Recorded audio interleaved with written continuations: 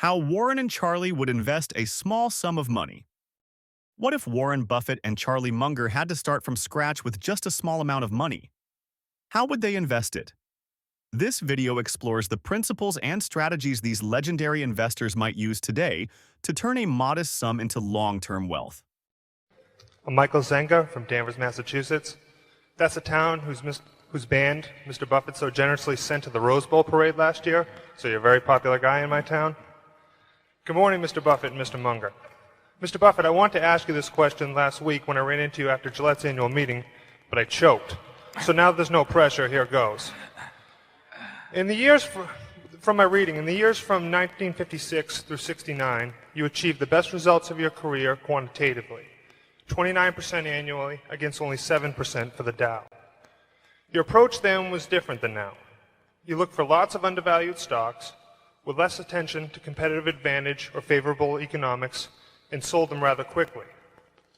As your capital base grew, you switched your approach to buying undervalued, excellent companies with favorable long-term economics. My question is, if you were investing a small sum today, which approach would you use? Well, I would use the approach that I think I'm using now of trying to search out businesses where I think they're selling at the lowest price relative to the discounted cash they would produce in the future. But if I were working with a small amount of money, the universe would be huge compared to the universe of possible ideas I work with now. You mentioned that 56 to 69 was the best period. Actually, my best period was before that. It was from right after I met Ben Graham in early 1951. But from the end of 1950 through the next 10 years, actually returns averaged about 50% a year, and I think they were 37 points better than the Dow per year, something like that. But that I was working with a tiny amount of money, and so I would pour through volumes of businesses, and I would find one or two that I could put $10,000 into or $15,000 into that were just ridiculous. They were ridiculously cheap, and obviously as the money increased, the universe of possible ideas started shrinking dramatically.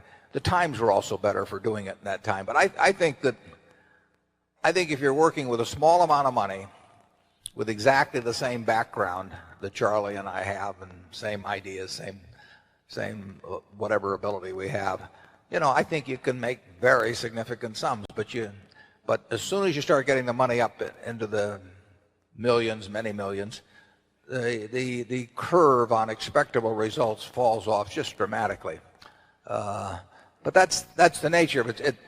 You've got to, when you get up to things you can put millions of dollars into, you've got a lot of competition looking at that, and they're not looking as I did when I started. When I started, I went through the pages of the manuals page by page. I mean, I probably went through 20,000 pages in the Moody's Industrial, Transportation, Banks, and Finance manuals. And I did it twice. And I actually, looked at every business. I didn't look very hard at some. Well, that's not a practical way to invest tens or hundreds of millions of dollars. So I would say if you're working with a small sum of money and you're really interested in the business and willing to do the work, you will find something. If you were, there's no question about it in my mind. You will find some things that promise very large returns compared to what we will be able to deliver with large sums of money. Charlie?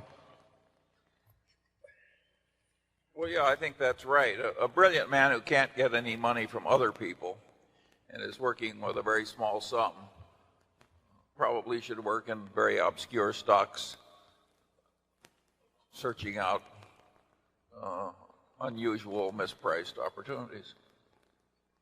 But that's such a small world.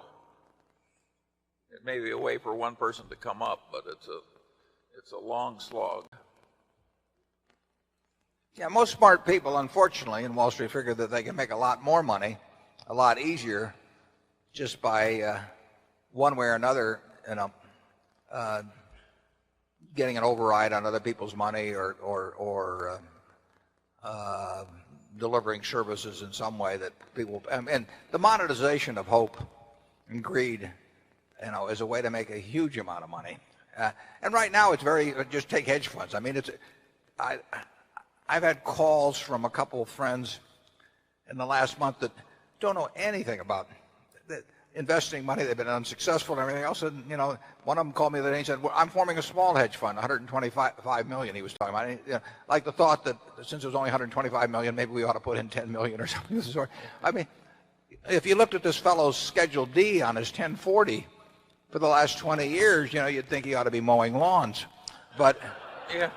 but he may get his 125 million. I mean, and it's just astounding to me how willing people are during a bull market just to toss money around because they think it's easy. And of course that's what they felt about internet stocks a few years ago. They'll think about something else next year too. But